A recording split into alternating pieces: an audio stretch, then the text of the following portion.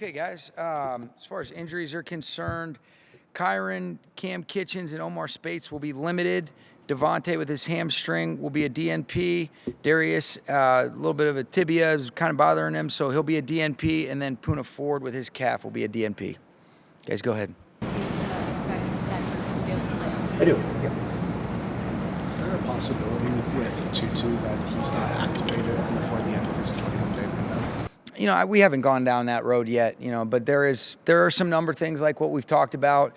Got a lot of love for him and what he's done and how he's handled it. And it's just kind of been a unique set of circumstances relative to the timing and figuring out how you get, 48 guys up and kind of being able to balance that out relative to how many on offense, how many on defense. Obviously, you're three specialists. And so that's not something that, we've explored or really, thought's a possibility, but you never know. Sean, what do you see when you look at the Cardinals right now? Yeah, I see, a really tough football team, a team that we're very familiar with. They're really well coached. They got good personnel all over the place. I think they're really sound schematically. They pose a lot of issues on both sides of the football. They've obviously always been really good in the kicking game, had continuity at the coordinator spot. And so a lot of respect for this group. I think if you look at the record, you're kidding yourself because this is a team really outside of, the Seattle game and the San Francisco game. Every one of those games they've been in, and it's been right down to the wire in one possession games. And so we got a tremendous amount of respect for this group, and we got to be ready to go for sure. What has Brissett brought to that offense? Yeah, it's amazing. I mean, he'll stand tall in the pocket. He'll move around. He can still buy time with his legs, and he can activate all parts of the field. And he's a hard tackle. He's obviously very experienced. You can see there's a comfort in terms of reading with his feet, getting through progressions, recognizing coverage. Just got great overall command. Really impressed with his body of work. You've seen there's a lot of production from the numbers, but then once you start to dive into the tape, he's playing at a really high clip, doing an excellent job of getting a lot of different people involved, and and they're pushing the ball. And he does he poses a lot of problems. Been very impressed with his body of work. Reviewing the game tape and the delay of game penalty, was he going to make? Was that an early whistle?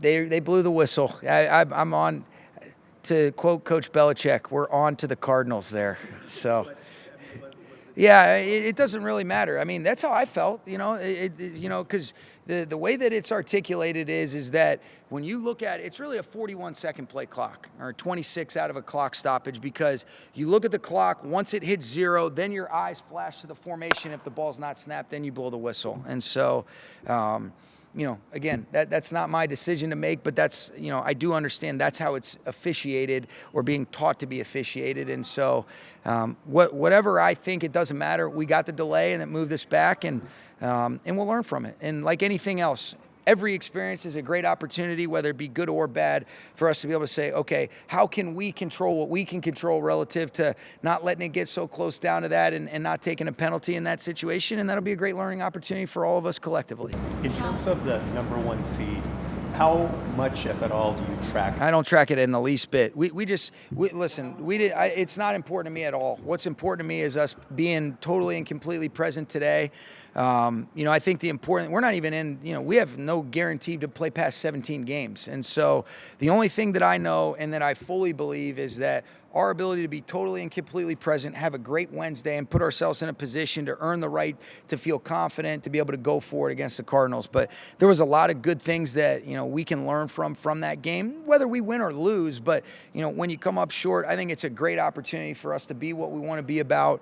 And that is the furthest thing. Our goal is to try to prepare to go try to get the result we want week in and week out. And those other things take care of itself. But that is not in the least bit of my concern. I want us to get back to playing better quality football that we've been accustomed to seeing that we didn't do the other day.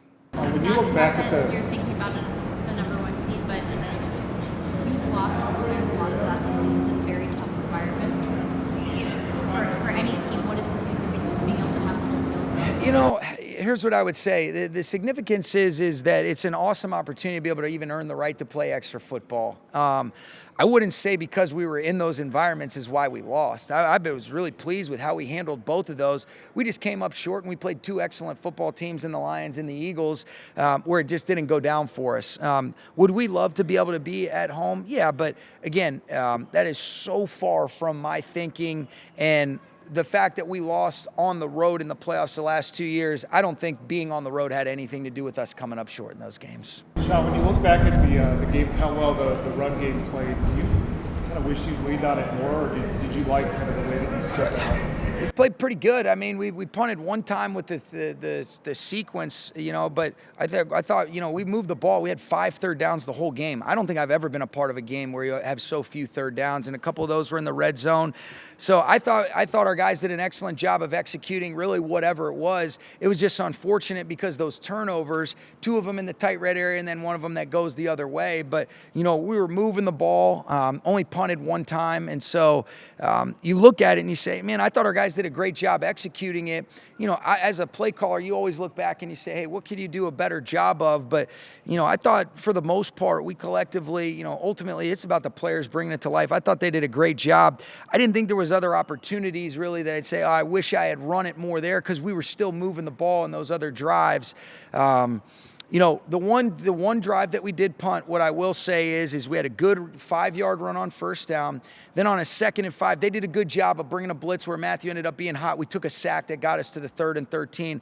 That's one of those where you say, hey, tip of the cap to you, Ejiro. I didn't do a good job putting our guys in the right spot there, and that one chaps my ass to no end. But for the most part, in terms of like the run-pass balance, felt like our guys did a great job executing whatever we had kind of called, and I thought I was really pleased with the run game, the way that we were able to strain and finish, and I thought both Kyron and Blake ran really well. Sean, because that game was so much dictated by the turnovers, do you coach turnovers, or do you just say that happened and you're aware of it. Yeah, I mean, we coach attacking for the football and ball security. I mean, those are 2 of the most important things. And, when you really look at it, other than points, you're talking about turnovers and explosives. And that's taking the ball away, taking care of it, or that's creating explosives or preventing them from a defensive perspective. And so we talk about that stuff all the time. But for our guys to even give themselves a chance to be in that game, when you lose a turnover battle 3-0, and one of them goes for a pick 6, and 2 of those, the other 2 were in the tight red area where you're in scoring position. I think it's a tremendous credit to their resilience, but absolutely we talk about that stuff all the time. But moving forward, is that just talk about last week? How do you move forward? Yeah, you emphasize it, and really, like, you look at it and you say, okay, the first one, sometimes those are unfortunate occupational hazards of you get a tip ball right there, and, there's not a lot that you can do right there. But then the next 2, absolutely you talk about what are the things that we could do to prevent maybe turning the football over, whether it's the interception or the fumble. And we always talk about, ball security is all 11, and so those are the things that we discuss, on a daily basis. Last year's loss to the Cardinals in Arizona was a low point for the team. Yeah. Obviously, a lot of factors went into that, a lot of injuries. But what do you remember about how the team responded to that game and what role it played and how you guys moved forward? Well, the next game, we were playing from behind, ended up finding a way to pull out our first win of the season against a division opponent. But, they did a great job. I mean, Kyler made some unbelievable plays. Obviously, Harrison made his, and they were able to get the run game going.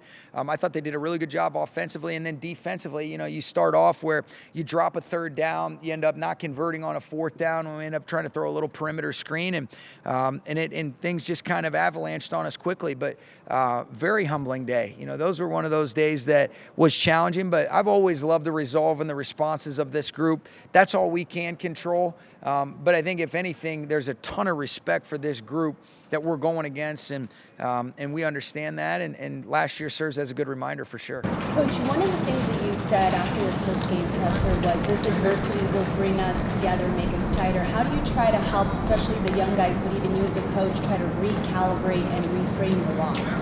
Well, I think what you do is you acknowledge, hey, I don't like the way this feels, all right, but then, all right, let's take a step back and let's say, how do we channel that in a direction that moves us forward?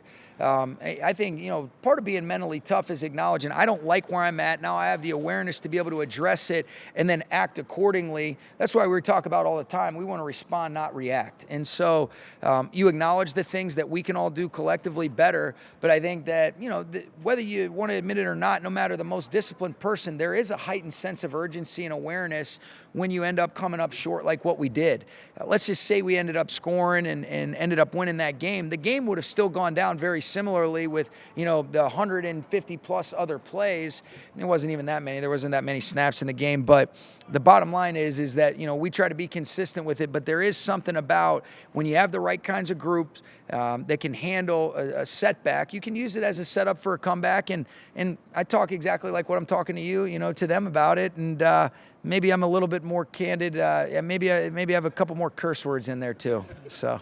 Sean, do divisional games feel different for you as a coach? No, every single game feels the same, but there's a familiarity, because there's been continuity with Coach Gannon, and their coordinators, and so, there's a familiarity tactically and schematically that you go back and you draw on just because, all right, what have they done to us? What have we done to them? So maybe, just because there's a little bit more familiarity, that changes your approach, but there's certain teams that we've kind of become accustomed to playing, whether it's some of these other teams in some of the other divisions in our conference, but it doesn't really change. Every single game is very important to me where, man, you are grateful as hell when you come away with that result, and when you don't, it just crushes you.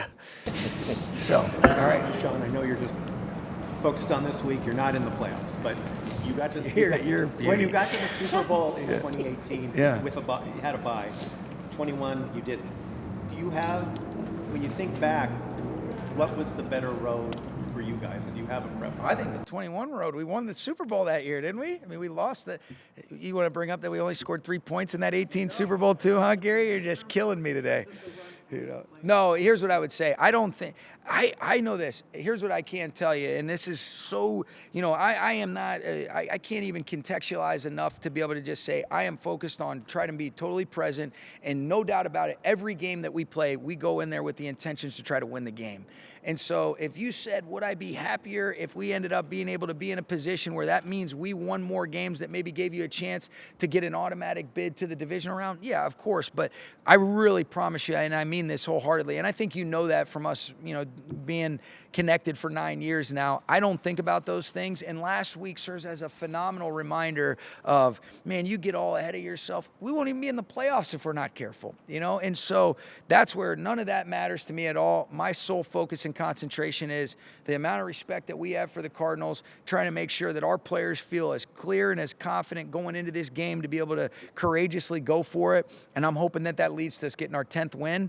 And then after that, we'll focus on what's next. And that really, I think that has served us well, in all seriousness, because, you say it and it's the coaching cliche, but it's easy to say, hard to do. But if you can be totally present and not allow the things that make this game so popular, and it's such a blessing, but that has zero impact on what we want to do on a daily basis. And I do feel like it's important for us as coaches to try to fight some of those narratives so that our players can be as locked in on the moment, because those are the only things that we can control. And I think we've got a group that can do that, but you try to fight like hell to make sure that those other things are irrelevant, because they really are, until those conversations become pertinent, if that's what is at stake given that given week. Okay? Thank you, guys. All right.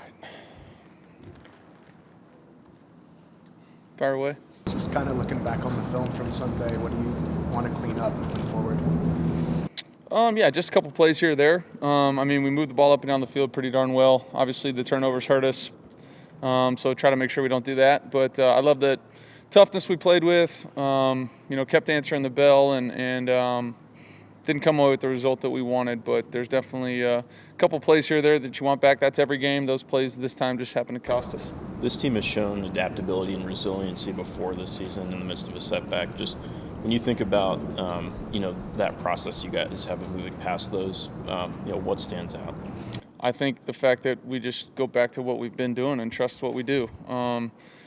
Football is an imperfect game played by a bunch of humans trying to do their best, and sometimes it doesn't come out that way. But when you put the work in, you go out there, put yourself out there, and try to go play for your team and try to get a win. And when it doesn't happen, yeah, you got a pit in your stomach and it pisses you off and it's disappointing and all those kind of things. But you can sleep okay knowing that, hey, I did everything I could to prepare to be ready to play, go out there and play. And so we just continue to do that process. And we got a bunch of guys in that locker room and coaches that believe in the same thing. We continue to do that. We'll like the result. Matthew, Sean has often used the phrase, don't let a team beat you twice. Do you think like that when you have a game that's not up to your standards? Yeah, I mean, I think that's one way to put it. I think that's one way to put it. I know that whether we win or we lose, I'm move on pretty darn quick. I just know that I have another challenge in front of me. I got a bunch of plays I got to learn. I got to make sure everybody's in the right spots at the right places and doing all that. So I do move on pretty quick. So I feel good about that, and I think the guys in our locker room do as well. How long, as an NFL player, did it take you to really master that ability to leave a bad performance behind? I don't know. That's a great question. Played in a lot of games now, so it just feels like it comes easy to me. Doesn't mean that I don't care about each and every single one of them and do everything I can to try and help us win each and every one of them. But I do know that, unless it's the last game of the year, there's another one coming, and you better be ready for it. So just try to do my best to do that. Last year's game against the Cardinals in Arizona was low point for you guys. Obviously, a lot of factors went into that. Yeah. But what do you remember about how the team kind of took that and built off of it and was able to kind of move forward? Yeah, we were in a spot there. I'm trying to remember. I think Puka was out. Cooper got hurt in the game. We got down early pretty quick, right? So not a recipe for a good day. Didn't have a good day, but we're able to, kind of figure things out as we moved along through the season last year and play some of our best ball late. So, each week is its own story and its own game. Whether we had played that game at their place or our place or anywhere, I'm not sure that it mattered. We just attack each week as its own and try to put our best foot forward, and that's what we're doing this week. Sean said he's not thinking about the number one seed and just thinking about this week. But played the last two seasons and playoffs in very tough environments. Would the chance to have home field advantage be significant to you?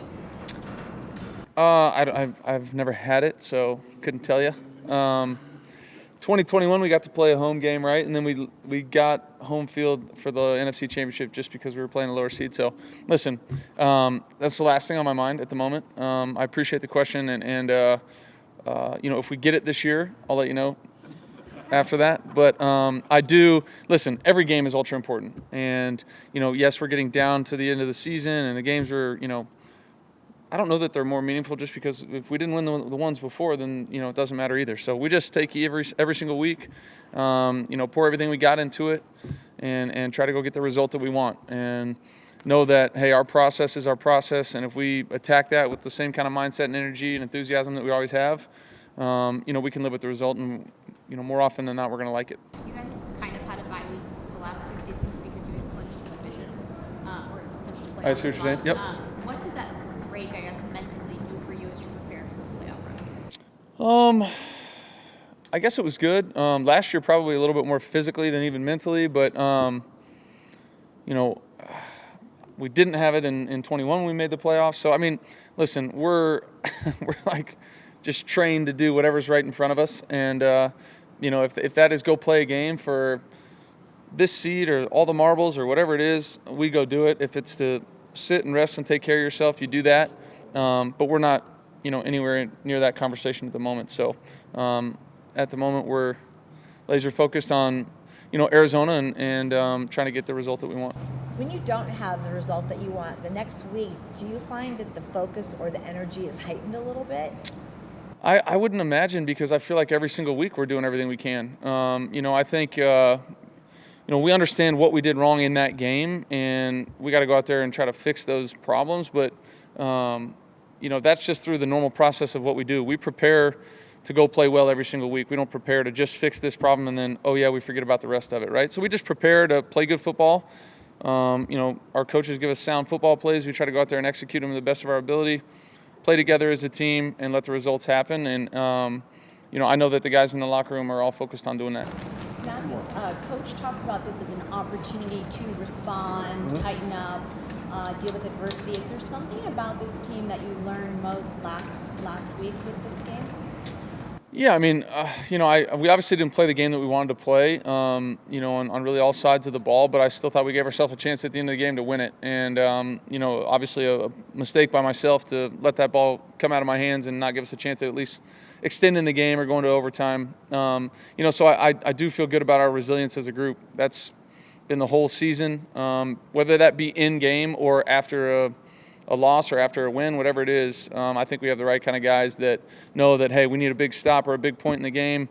Let's stay in this fight. It hasn't gone the way we wanted. Or is it, hey, we didn't get the result we wanted. Let's make sure that we just continue to do what we've been doing, trust our process, trust each other, go out there and play. Have you seen the resilience grow these last couple of years as like that young roster in 23 has kind of grown and developed the last 2 years? Yeah, I mean, I think that comes through experience, right? You get in the league, and I'm trying to remember back then, but everything is so new to you. Every experience is so new to you, and when you get to a couple of years and a couple of games under your belt, you start to understand. This thing keeps moving. This train keeps moving. You got to make sure that you put the last one to bed, figure out how you can be better, go out there and attack the next week, and I think our guys are doing a really good job of that, and that just comes with experience. Cool. Thanks.